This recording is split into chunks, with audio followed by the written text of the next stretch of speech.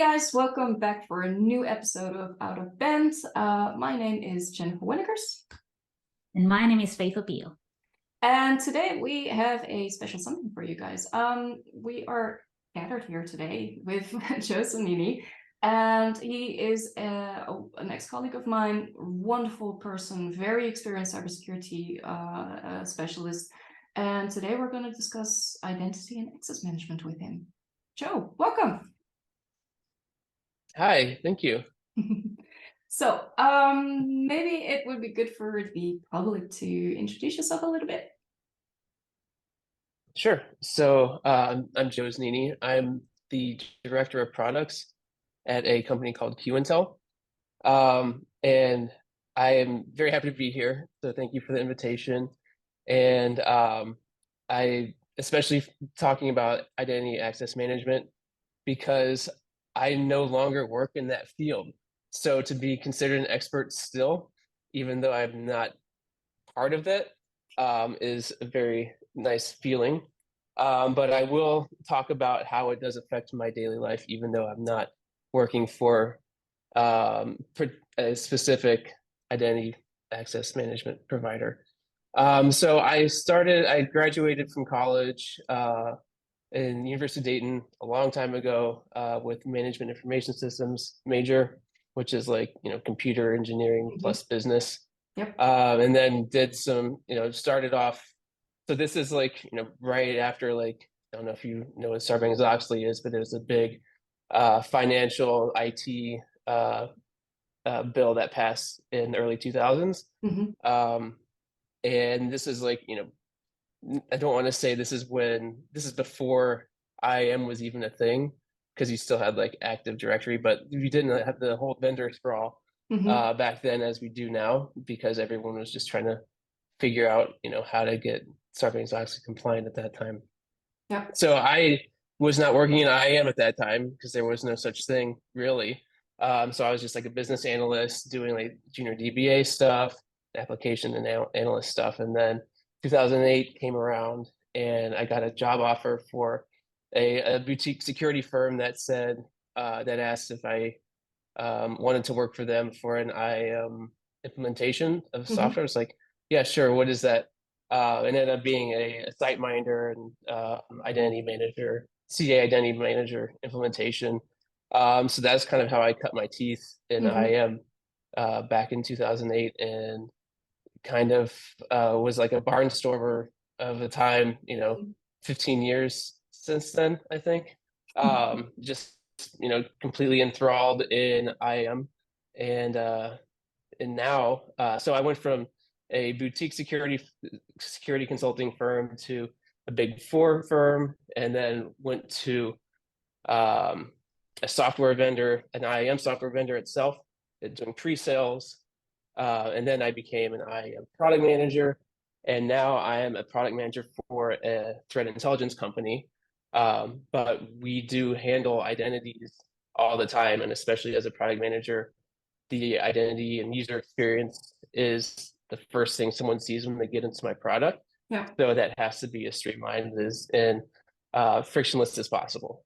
So that's why I say I still do live and breathe IAM every day with my current role, even though I'm not part of IAM. Yeah. Thank you for that introduction. Not an identity access management expert, right? Despite all the experience. Anyway. So when we talk of IAM, what exactly are we talking about? Can you decipher IAM? What is it? Sure. So there's two big parts to IAM. So it's, securing the identities of the users, both your employees and customers, and allowing them to prove who they are when they access your systems. The second piece to that is, once they prove who they are, once they authenticate, is to give them the information that they are privy to, and only that information. So the authorization piece. So the first part is authentication. The second part is authorization.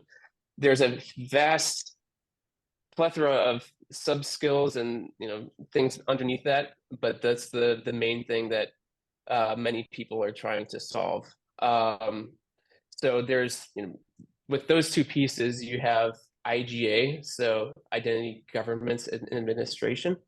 So that is like dealing with provisioning your users and deprovisioning your users, making sure that the users are in a directory, for example, like Active Directory, and handling password management, stuff like that. And then the second piece is identity access management. So this is like stuff like single sign-on. So logging in with your Facebook account or Google account, or if you have your own SSO provider, like a vendor, basically. But access management also is like a step up from just username and passwords, but also multi-factor authentication. So, doing Face ID on your phone as a second factor of authentication, or YubiKey or SMS. So that's another way to handle the authentication piece of a user. And then the authorization piece is, once you're logged in, if I work for payroll, I only want to see the payroll app. I'm not going to be, given like admin access to all the Linux servers, right? Yeah. So only giving people access to what they need. Least privilege. Okay. Yes. When it comes to identities, are we just talking of users? Are only users considered identities, or is identity something more than just a user? Can it be something more than just a user? Yeah, absolutely. I mean, you have beyond just employee and customer, you have devices like IoT, OT, things like that have an identity as well, and they need to authenticate into a home base or a home server, something like that. Dealing with like even drones, for instance. Drones come in and out of networks and have to connect and stuff like that and authenticate. So yeah, it's way beyond just living, breathing humans. It's everything that connects to the internet, basically, that has an IP address. It can be tracked to something or someone. So the term user can be loosely interpreted here. It's not just human. It can also be, like you said, a device or anything that has an IP address. Exactly. Yep. The ones that are humans are the most dangerous. So that's where people tend to worry about the most. But yeah, anything that can connect to the internet really is technically a user. Because you have like user to machine to machine connections, stuff like that. So before we go deeper into IAM, before I give it Jennifer, there's also a lot of talk about PAM, right? Privilege management. So how does IAM differ from PAM? Is that something? So yeah, so PAM is we did always refer to as like the golden triad. So you have your IGA system, your access management system, and then your PAM system. So all three kind of work together to create a whole IAM solution, identity access management solution. So what privilege management is making sure that privileged users like admins or anything like that are first who they say they are, that their credentials are secure, and that when they are done working with what they need to be done with the escalated access, that access is removed. Not all of those are necessary, but those are like part of what a PAM solution does. So say I'm an admin and I want to log into a prod server to push a Git commit or something like that. I could, for instance, I could request that admin access from a PAM system. The PAM system would spit out a username or password or a temporary SSH key that I could log in with. I do my thing, and then that is revoked after I'm done, after I do that commit or after I log out. You can also monitor the whole session, so you can record the whole screen as someone's going through there, so you can watch the keystrokes, or you can just log the keystrokes. So there's a lot of stuff under the PAM umbrella that you can do to make sure that your keys to the kingdom are safe, basically, is what you're doing. With a caveat, because I have seen the reason why PAM is mentioned third is because without a proper IGA or, even an AD tree or forest, PAM is kind of like putting a roof on a house without building the walls. Like you really need a solid IAM, backbone or framework before you even consider PAM. So if you talk about like having a solid backbone, how do you start with identity and access management? Like what would you need to have as a basic, at least, in place? Yeah. I think honestly, it's just as basic as it sounds, is like knowing where your identities lie. Whether it's a directory or a database or something like that, knowing who has access to what, just from a baseline, how to grant access and remove access, basic IGA functionality. How do you change passwords? What's password management, like age and things like that, password complexity, which I'm sure other people have talked about on the show. But just handling the basic stuff, because you're only as secure as your weakest point. It sounds very simple, right? Super easy. But yeah, that's the thing, is like, people say I want to buy a PAM system, but they'll need to do like 2 years of pre-work before they can actually like install anything. Now, granted, like PAM is from the time that I've worked on it, they've gotten a lot simpler and more lean and agile to be easier to deploy, and not as expensive and time consuming. But still, the basics remain. You gotta do the fundamentals. Absolutely makes sense. Quick question. So if, let's say, you have a circle, right? You have two circles with two different diameters. One is smaller and one is bigger.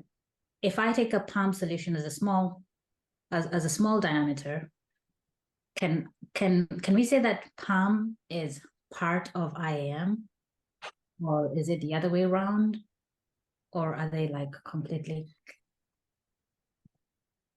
I think it is part of it. Like even if you don't buy a PAM solution, you still have, you're still dealing with admins, whether it's in the, an actual PAM or not. Or you're using just, AWS IAM, for example, or, key management or secrets management, whatever. That's still privileged access. Whatever you call it. There's just no, pretty bundle to put a bow on it with. So yeah, PAM is absolutely part of. We've already touched upon it a little bit with some of the questions and some of the answers that you gave it, but how would you describe the relationship between identity and access management and different security domains, such as, for example, I don't know, cyber defense or risk management, for example? Yeah, so that's a very good question, because, at the end of the day, it really comes down to risk management. Like you can have the most elaborate, IAM system, blah, blah, blah, spend millions of dollars per year, and shut down everything and make it super complex. But is it really worth that risk to, make users write down their post-it note, their passwords on a post-it note, because everything is so complex. So it is like, even IAM is just balancing that risk, like I said earlier, making that as frictionless as possible. Like when I log in, we use the Touch ID for our MFA, and we use Passwordless as well. So I open my laptop, I do my Touch ID, and I'm in. That's all I want to think about IAM. That's all someone should think about. They shouldn't think about like, oh, I need to log in here and then blah blah blah, take 2 minutes, because that's when people take shortcuts and things become unsecure. But another thing too, like when I was doing pre-sales, I had a lot of I talked with all the people like from their IAM teams. Like it would be a team sometimes, it would be one guy, it would be SecOps, whoever. But they all had the same story, is like if something happens at 2 or 3 o'clock in the morning, regardless if it's network or database or whatever, they also get that call because everything is tied to identity. So it does, like, IAM is unique in that it does touch everything. You have to know a little bit of everything to work in IAM. So, because if you think about it, the elevated privileges, right? That's how how a lot of hacks happen, especially hacks that, get on the front page of the Wall Street Journal. Definitely, yeah. Someone logs in, they log in with admin access, or they log in with someone that they were then granted admin access. So it all comes down to identifying a compromised identity, or like a man-in-the-middle attack or something like that. Yeah. So, if you're SecOps, if you're network security, you're dealing with the IAM guy to help your own domain specifically as well. If there's an IAM guy, at least in the organization. Yes, some people that, there's one guy doing everything, like database, IAM, but then some organizations have a whole team, but that doesn't necessarily make them even more secure either. No. Just you don't want to get that one guy to get hit by a bus. That's what they're more worried about. That's a little morbid, but no. Okay. What we basically can conclude here is that identity and access management is its own domain, requires its own specialism, expertise, how you want to call it, but at the same time, it touches everything. Yes. It's a good summary. Good. So it's a very, very deep answer. It's very complex and it's everywhere. Exactly. Yeah. But so are we. So are identities. So there you go. It's not that if you don't have authentication, if you have an open door, then you don't need identity access management. That's right? true. Yeah. Well, the safest computer is one that's turned off. So it's it's a balance. Yeah. Not gonna happen anymore nowadays. No. Okay.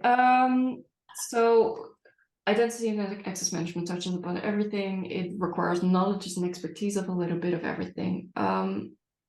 What would you say can go extremely well or can go extremely poor during an implementation of an identity and access management program in an organization?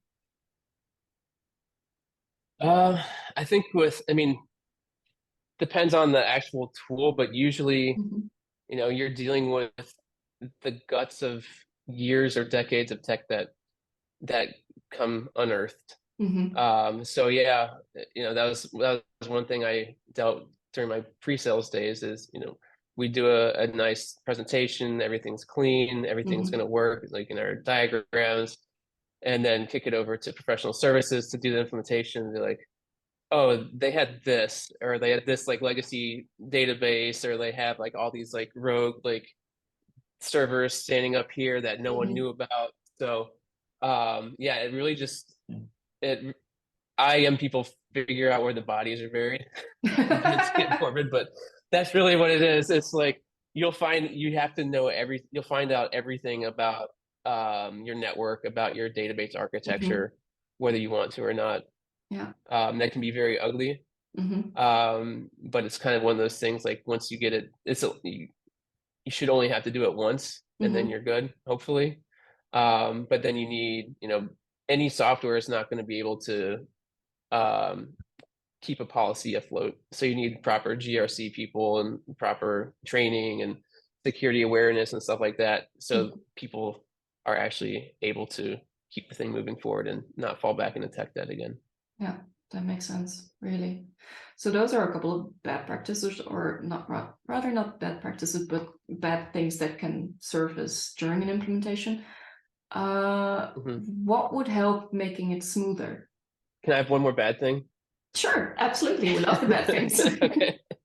Another thing that's is budget. You can only again, you can buy the most secure system, but startups or SMBs or even like enterprises can't afford the best.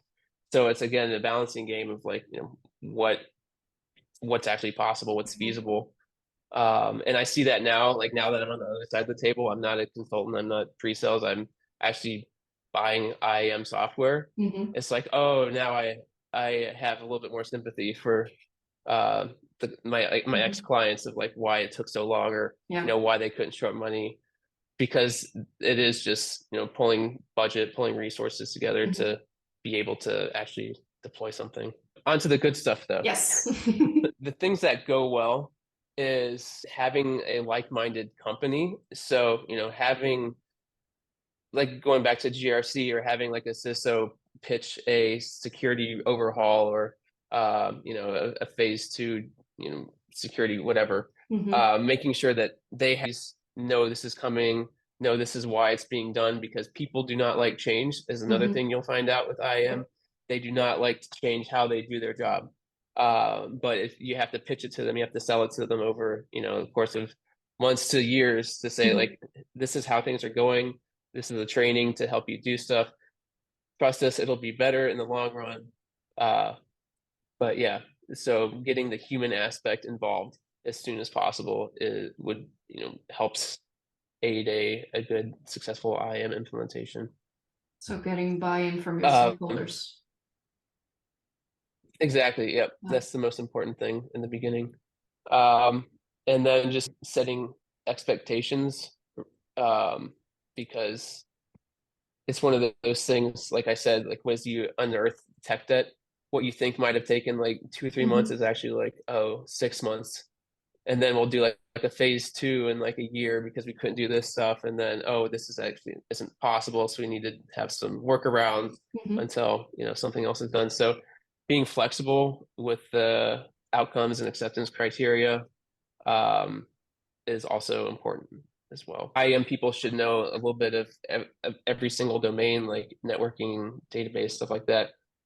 Getting those people involved in the implementation, or like doing a knowledge transfer or data, or something like that, to either get them involved in actual implementation, or knowing as much as possible, will help communication, at least, because not only do end users hate changing how they work, but database admins and network admins especially hate changing how they work. So if they're brought on into the buy-in and implementation and stuff like that, that'll help move things along as well.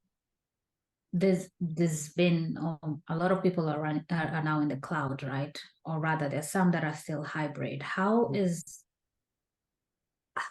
successful have the implementations been when we have a hybrid environment, whereby you have some on-prem and you have the cloud?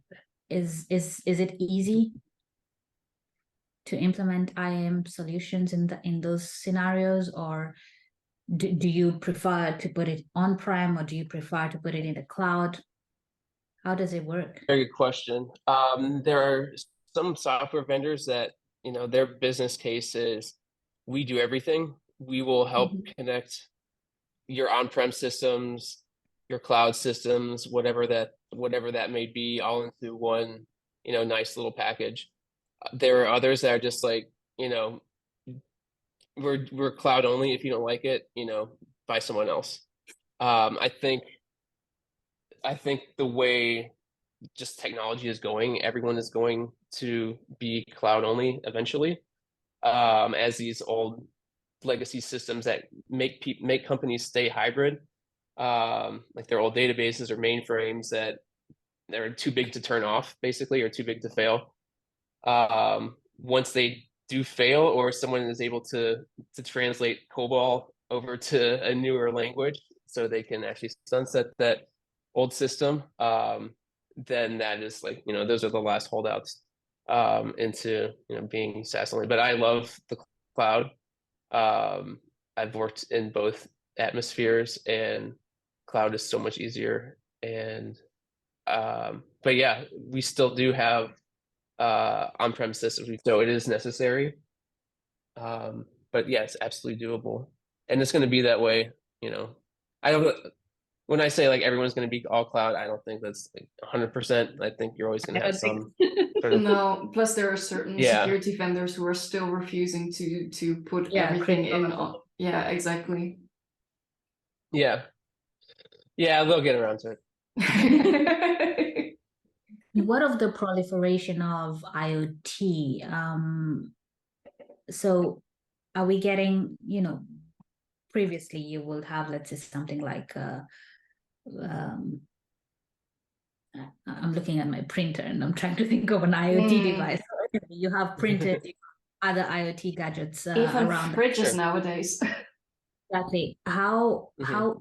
easy is it to integrate them into an IAM solution? Do they are they getting better of authentication, or is it still, plug and play?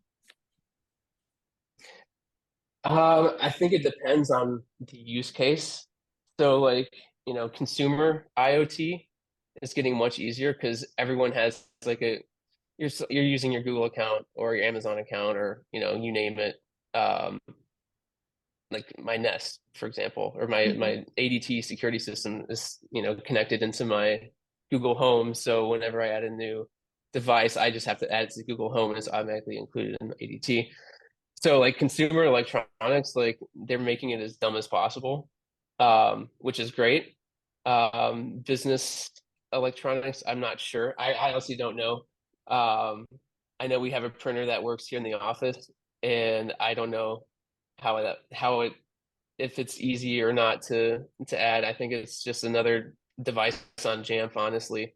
I think any kind of business asset is handled all within an asset management system, whether it's a laptop or a printer or an iPhone. So that does make it easier because you don't have rogue printers printing out, information. Thank God. Mhm. You guys have read The Cuckoo's Egg, right? Like Cliff Stoll, I'm just looking at it. And one of the ways that the attacker was trying to, Mhm. I don't want to say exfiltrate, but anyway, one of the attack mechanisms was that, how they found it was he started printing stuff. I don't remember the exact thing, but he was like, that just reminded me of that. Something that also came to mind, because we're talking about identity and access management, there has been a lot of hubbub, so to say, in the last few years about going passwordless or about the complexity of passwords, whether or not something is effective or not. What is your opinion on that? I love Passwordless. Mhm. Like we implemented it here at Q Intel, and it makes my life a lot easier, and everyone's life's a lot easier. Um, Another caveat is that like, it's not like passwords are not going away. Like Mhm. there's still passwords under the hood. It's just like, you're not resetting it every month. So like, the whole passwordless moniker is kind of a marketing term. There's still passwords. Yeah. There's still like hash stuff going back and forth across the pipes. Can But you get, the but user experience because is bar none. wait, because can you give an example of what Yeah. passwordless is? Because there will probably be many organizations that still have like legacy authentication and identification methods, and Yes. passwordless may sound to them like, oh, cool, I don't need any passwords anymore. Yeah. Yep. So basically, it's kind of like, set a password, then it's one and done, right? So like I have a password that I created when I joined the company, and I don't have to reset it anymore. What changes though, and what makes it secure is that, we have adaptive authentication as part of our policy as part of MFA. So, even though I'm logging in with I don't have to type in a password. It knows that like, my MFA through my Touch ID on my Mac, it's me. So that's good. That's good enough. That's like a password. Yeah. If I do Face ID on my phone, that's great. But adaptive authentication means like if I go to like a coffee bar down the street from a new IP from, a location that it doesn't know where I'm from, it'll just prompt me to, log in again. No big deal. Or if do an impossible log on, like if I'm logged in at Pittsburgh right now and then, I log in from China in an hour. Obviously I can't fly that fast. No. So it would, prompt me for another logon. So it's not like a free for all. You're always monitoring, you're always like seeing where a device is going, if the person is using the device as who they say they are based on past history. And then, prompting a logon event, or just, if it's sometimes if it's a known criminal like IP or from a VPN, a criminal VPN, you can just block that access completely, or disable the account, whatever your policy states. So yeah.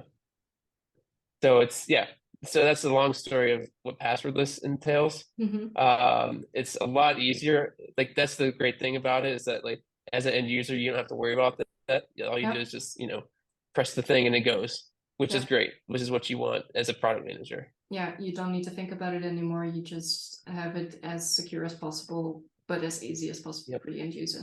Say someone wants to work in identity and access management. What would you recommend them getting into with regards to like learning, training, experience-wise? I will say, if you want to get into IAM, it'll find you, just like it found me. Like, if you work in security, like the opportunity to work with something IAM related is just going to happen. I will say that it is incredibly fun if you like complex puzzles, which I do, which is why I stuck with it for so long. Is like, there's so much complexity into it. Like, I just barely scratched the surface of, IGA and access management, PAM. There's reasons why there's whole software companies dedicated to a single use case in some instances, because it is so complex. And if you like doing complex things, that's the right thing to do for you. I will say there is a huge shortage of IAM experts or analysts or even developers, and they're always looking to bring in someone new, from a cyber background, or is fresh out of college. Yeah, we need a lot more people. Cheeky question. Would you recommend going for more vendor-related type of learning, or would you recommend to go more like the overall broad type of content? It's As someone who did IAM, both. yeah, because IAM is rather specialized and very proprietary also in certain manners. Sure. Yeah. I like the way I did it, as I learned. I was kind of a jack of all trades in IAM. Like, I knew the governance piece, I knew the access management, I knew PAM. So I did get to see like how everything worked together as a big piece. So being that's where the consulting came in great, was like I got to see everything from a 30,000-foot view, and then 6 months later, okay, on to the next thing. Then after doing consulting for a while, it's like, okay, I really want to get really technical and learn something, to make me stand out from, people from the IAM generalists. And I was like, access management is the most complex and the most fun that I think I could have. And that's what I did. So I went into access management and had a blast and learned so much. And then I got burnt out. No, flip that. No, then it was just like, I was able to get so focused onto a single thing that it's like, okay, now I can start.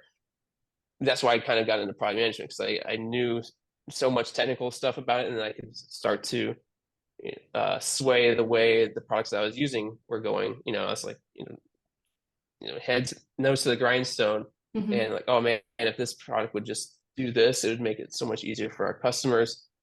Oh, I could make that decision if I'm a product manager. So it made me step back a bit, and now I'm running strategy for products, not necessarily IAM products right now, but that's just where the path chose for me, I guess. Okay, Joe, I think we're ready to wrap up. Thank you so much for the discussion. It was rather interesting. Thank you for the knowledge that you shared with us. And I hope that we get to discuss more in future, different topics. And to our viewers, thank you so much for keeping up with us, and we'll see you next time. Bye-bye. Thanks all. Ciao, ciao. Bye. Thank you.